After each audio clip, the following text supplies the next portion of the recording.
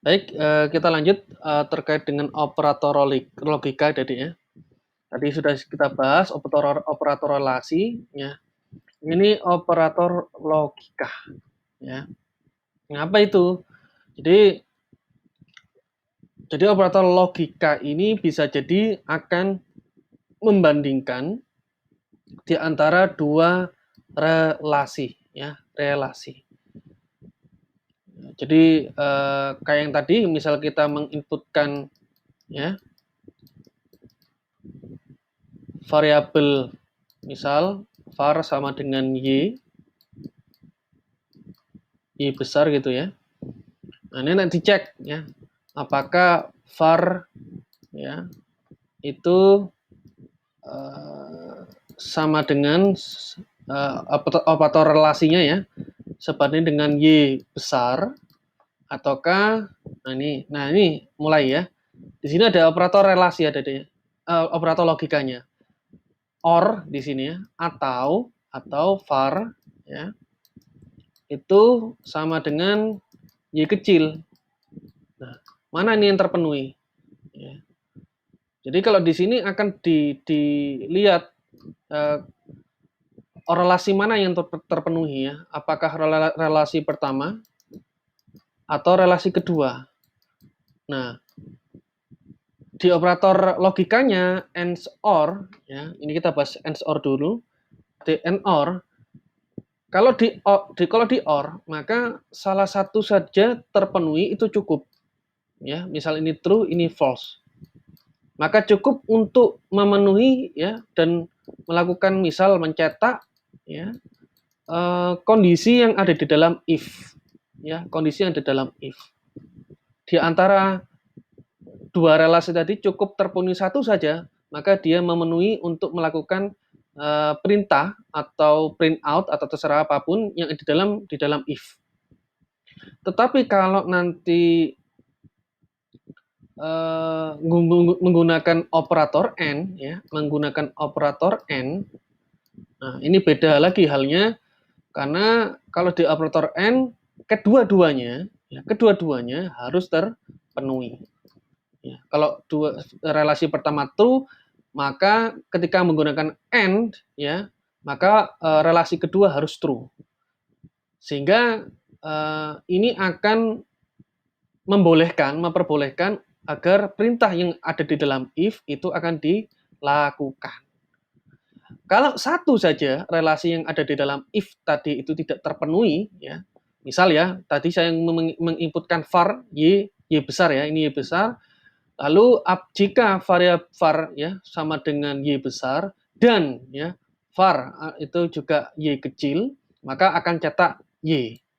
Nah, ini kan kita tidak bisa karena y yang kita masukkan adalah y besar, sedangkan yang diminta itu adalah y yang sebanding dengan y besar dan juga y kecil.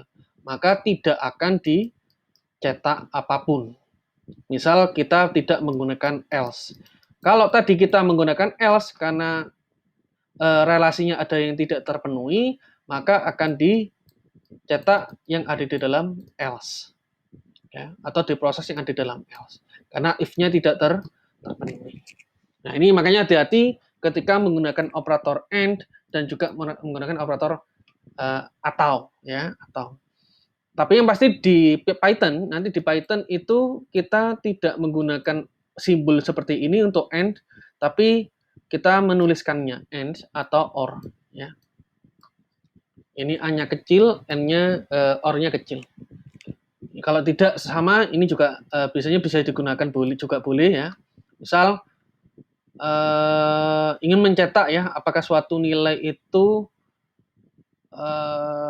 bertolak belakang dengan simbol ini. Misal X sama dengan 1.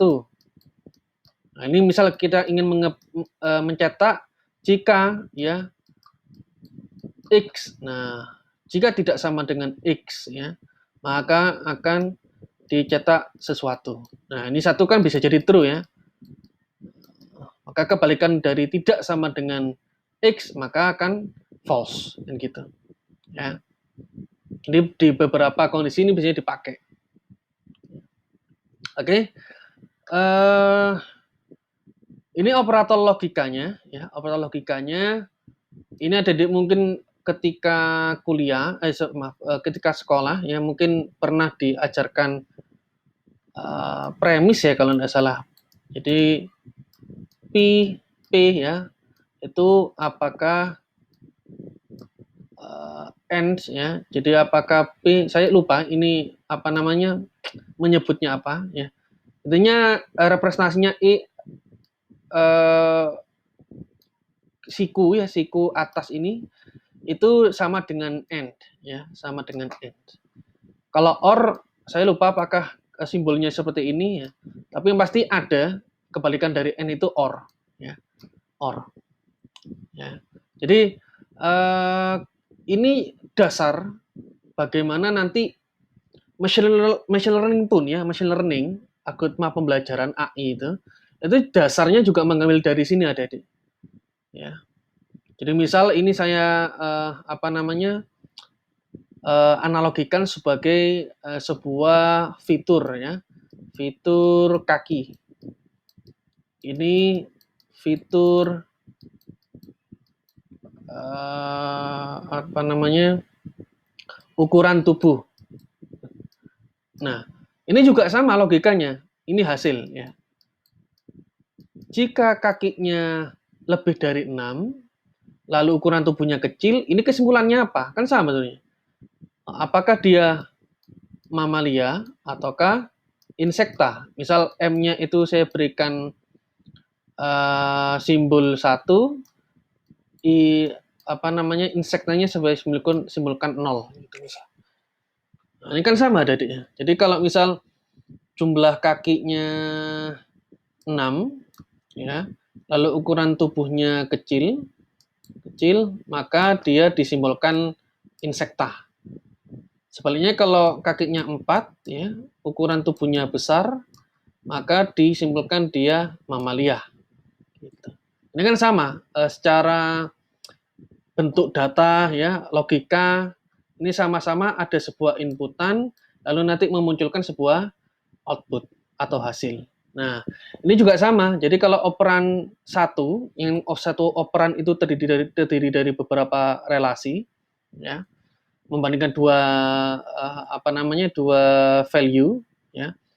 Ketika operan satu itu salah, false, lalu operan dua itu false juga, maka kesimpulannya jika ini menggunakan operator logikanya OR, maka ini tetap ya hasilnya adalah tetap false.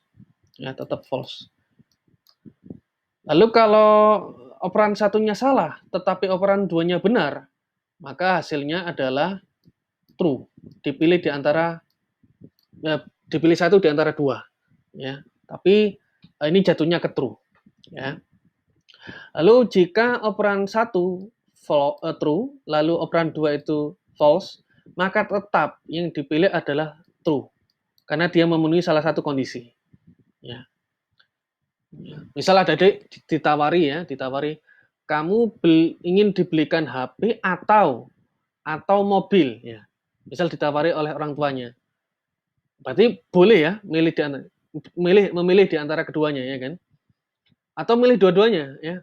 Kamu ingin memilih apa namanya mobil atau HP, ya. Kalau ingin dua-duanya, ya itu bisa jadi ya akan dituruti ya dua-duanya.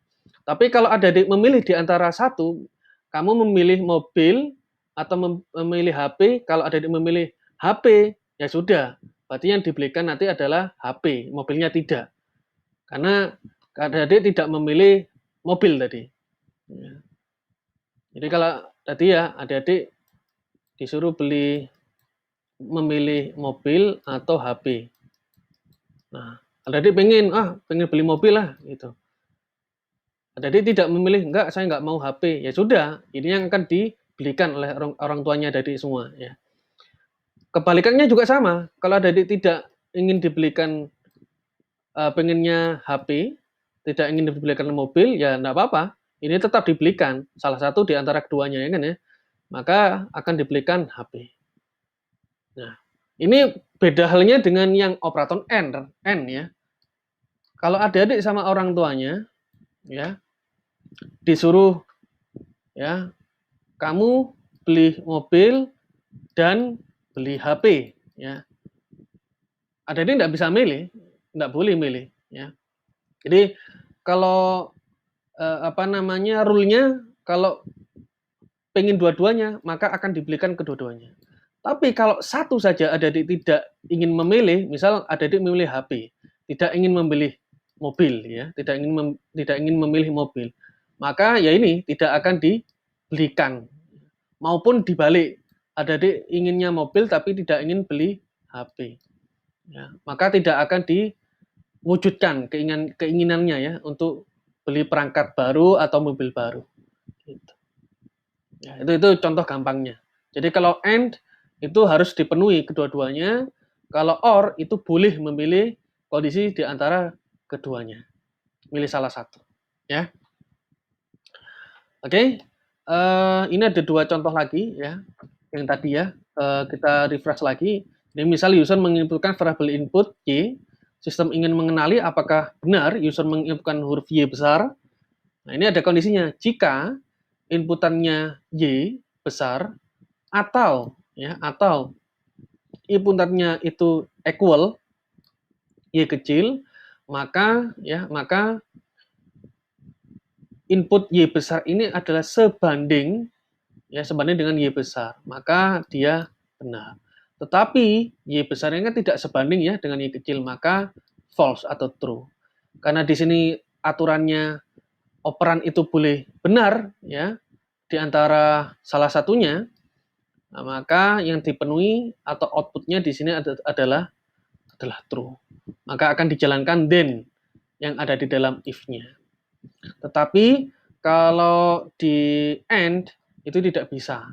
Jadi kalau misalnya user menginputkan Y besar, maka untuk menampilkan sesuatu yang ada di sini harus dipenuhi dua kondisinya. Jadi inputnya harus sebanding Y, inputnya juga sebanding Y kecil, ya. Tidak bisa ada false di antara keduanya. Ya. Harus dituntut dua-duanya adalah true. Nah, ini bisa kita improve ya dengan cara untuk memenuhi end keduanya ini yaitu misal di sini variabel input 1. Kita masukkan variabel input 2 yang isinya adalah Y kecil ya, Y kecil. Maka ini bisa memenuhi ya. Ini bisa memenuhi yang di sini, yang variabel input kedua ya, ini bisa memenuhi yang ada di sini. Karena ini memenuhi keduanya, maka akan jadi true.